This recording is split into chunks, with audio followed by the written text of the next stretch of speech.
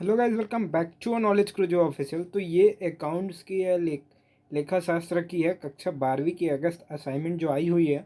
सारे ए to Z answers हैं। Total 4 question है, चारों के हिंदी में आंसर है, कहीं इंग्लिश में आंसर नहीं है। बहुत से बच्चे मुझे मैसेज करके बता रहे थे कि सब इंग्लिश में आंसर दे रहे हैं, लेकिन इसमें सारे इंग्लिश में नहीं है भाई, सब हिंदी में है। जाके देखना, आप थोड़ा रुक जाओ और आगे बढ़ा के भी देख सकते हो। सारे आंसर ए टू जेड सही है, इसकी गारंटी हम लेंगे। लेकिन आपको ये काम करना है कि आपको शेयर करना है, सब्सक्राइब करना और बेल आइकन प्रेस कर देना है, ताकि हर एक अपडेट हमारी आपके साथ बने रहे। तो ज़्यादा देर ना करते हुए प्रश्न 1 में आते हैं, जिसमें कहा गया साझेदारी संलेख का अर्थ एवं उद्देश्य समझाइए, उसकी सामान्य बातों में क्या क्या शामिल है। तो इसके आंसर जो है यार सब बड़े बड़े इसलिए हैं क्योंकि एक जो प्रश्न है, 4 प्रश्न दिए हुए हैं, 20 नंबर के हैं, तो एक प्रश्न 5 नंबर का है। तो 5 नंबर के में आपको कम से कम एक पेज लिखना होता है। तो आंसर्स इसलिए बड़े बड़े दिए हैं, जहाँ पे आप पढ़ पा रहे होंगे अच्छे से। होप करता हूँ राइटिंग जो है वो समझ आ रही होगी आपको, क्योंकि हम चाहते हैं कि आपको हर चीज़ अच्छे से समझ आए। तो जैसे कि आप यहाँ पे देख रहे होंगे, आप रोक के लिख सकते हो इसको। तो जैसे कि जानते हैं कि साझेदारी उन लोगों का स्वैच्छिक संगठन होता है जो किसी समान उद्देश्य की प्राप्ति के लिए संगठित होते हैं। तो इस प्रकार इसके आंसर्स हैं यहाँ पे, जैसे कि आप देख पा रहे होंगे। साझेदारी संलेख का उद्देश्य भी यही होता है कि साझेदारी से संबंधित सभी पहलुओं पहले से स्पष्ट कर लिया जाए और उनको लेकर आपस में एक समझौता बनाया जाए, ताकि साझेदारों में किसी तरह की गलतफहमी और मनमुटाव या वाद विवाद ना पैदा हो। तो इस प्रकार इसके आंसर्स हैं, आप देख पा रहे होंगे। सारे सब्जेक्ट के लगभग आंसर्स आ चुके हैं। अगर कोई सब्जेक्ट छूटा हो तो आप हमें ज़रूर बताइएगा। तो सारे आंसर्स हम आराम से ला रहे थे आप लोगों के लिए। इसके बाद आप सीधे इंग्लिश मीडियम के आंसर्स आएंगे।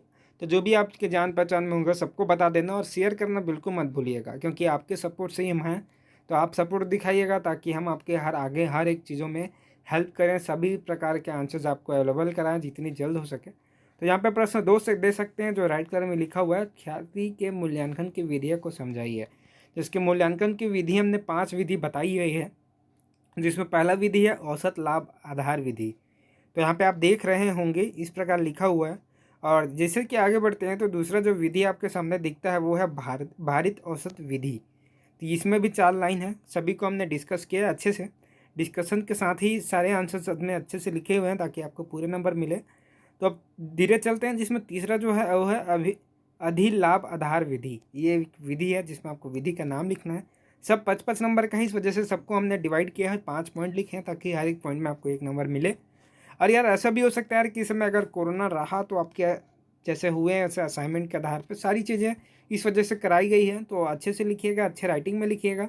तो चौथा जहाँ पे आप देख रहे होंगे पूंजीकरण विधि, ये भी एक विधि है, जैसे कि आप यहाँ पे देख पा रहे होंगे रोक के। तो इस प्रकार इसके आंसर्स हैं। और लास्ट जो है वो है वार्षिक विधि। यदि एक साझेदारी फर्म में अभिलाष हो रहा है तो यह अनुमान लगाया गया है कि भविष्य में यह लाभ कितने वर्षों तक होता रहेगा।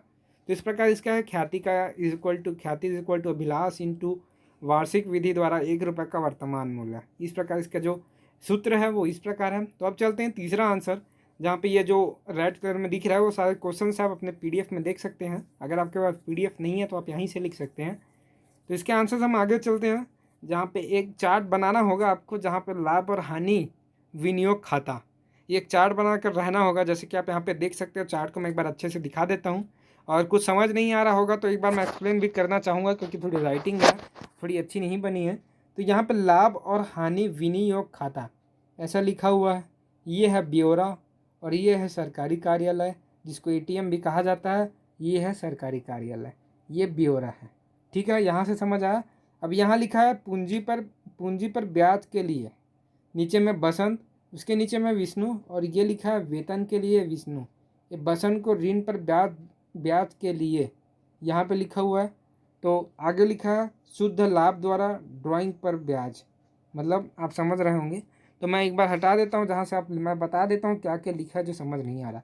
ये है लाभ का स्थानांतरित, ये है बसंत कैपिटल अकाउंट, ये है विष्णु कैपिटल अकाउंट। आप सबको हटा देता हूँ, आप स्क्रीनशॉट ले लीजिएगा। तो यहाँ से आप स्क्रीनशॉट ले सकते हो और इसको आराम से चार्ट अच्छे से बनाइए, क्योंकि इसके भी नंबर्स हैं 5 नंबर। और आगे चलते हैं, होप करता हूँ ये राइटिंग समझ आ रही होगी। तो आगे चलते हैं जहाँ पे चौथा पॉइंट है, चौथा आंसर है। तो चौथा आंसर भी यहाँ पे कहा गया है, ऐसा अनुमान है कि फर्म भविष्य में 68,000 रुपये वार्षिक लाभ कमाएगी तथा उसकी विनियोजित पूंजी 3,50,000 रुपये है। तो इस प्रकार इसके आंसर है, आपको निकालना है 2 वर्षों में अभी लाभ के क्रय के आधार पर ख्याति की गणना कीजिए। तो जो औसत लाभ है वो 60,000 है, उसमें 68,000 माइनस 8,000 करना है। उसके बाद जो नियोजित पूंजी है, मैं यहाँ पे एक तो चीज़ आपको थोड़ा वो बता दिया, ये है जो है ना, ये है यहाँ पे आएगा ना, इतना है। उसके बाद यहाँ पे आएगा नियोजित पूंजी 3,50,000 है, ब्याज की दर है 12% है। फिर हम नीचे चलते हैं तो नीचे जाने वाला रास्ता किधर है, तो हम ऊपर आ गए। तो देखो यहाँ पे ऐसा हुआ, ब्याज की दर 12% है। उसके बाद नीचे है अर्थात लाभ है, सामान्य लाभ 3,50,000 का 12% है, अर्थात 42,000 सुपर प्रॉफिट है। तो यहाँ पे आप 60,000 में माइनस 42,000 करोगे तो बचेगा 18,000। तो आपको गुडविल फाइंड करना है 2 साल में ना। तो यहाँ पे आपको बोला गया है कि 2 वर्ष में अभिलाष के क्रय के आधार पर ख्याति कीजिए। तो जो ये 18,000 आया है उसको 18,000 इंटू गुना करना है 2 से, तो आपका जो आएगा वो 36,000 आएगा। ठीक है, गुडविल है सुपर प्रॉफिट इंटू खरीद वर्ष की संख्या। तो आपको यहाँ पे देख पा रहे होंगे, इस प्रकार सारे आंसर्स हमने कवर किए हैं। होप करता हूँ वीडियो अच्छी लगी हो, और तो चैनल सब्सक्राइब कर लेना, बेल आइकन प्रेस कर देना और शेयर करना बिल्कुल मत भूलना। तो चलिए हम चलते हैं।